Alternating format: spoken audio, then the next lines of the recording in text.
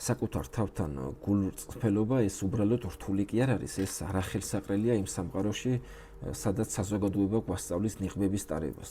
გვასწავლიან, რომ უნდა მოვაჩვენოთ თავი ბედნიერად, წარმატებულად, სწორად, რადგან ჩვენ ამისთვის გვაძლევენ აღიარებას, სტატუსს და კუთვნილების გრძნობას. მაგრამ თუ გულწრფელად ვაღიარებთ, რომ არ ვიცი ვინ ვარ, მე შინია, შევცდი, ვრისკავთ, რომ გავხდეთ დაუცველი, გაუგებარი და უარყოფილი. ამიტომ ადამიანთა უმეტესობა ცხოვრობს ილუზიებში, რომლებიც ეხმარება გადარჩენაში, მაგრამ არ აძლევს საშუალებას, რომ მიიყვნენ ნამდვილი საკუთარი თავი, ნამდვილი მე. საკუთარი თავის მოტყუება შეცდომა კი აღარ არის უკვე, ის გადარჩენის სტრატეგიად იქცა.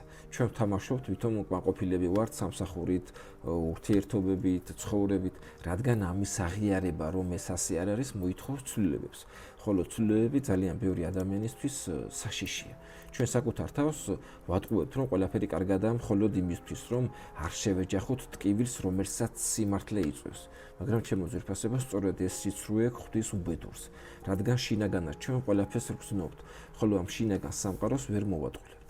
სანამ არ დაიწყებ საკუთარ თავისადმი რადიკალურ გულწრფელობას, მანამ იცხოვრებს სხვისი სცენარით, იმ ოლოდინებზე აგებულით, რაც სხვებს ჰქონდა ჩვენზე და არა იმ სიმართლით, რაც შენშია, რომელიც აი შიგნიდან მოდის. გისურვებ წარმატებას.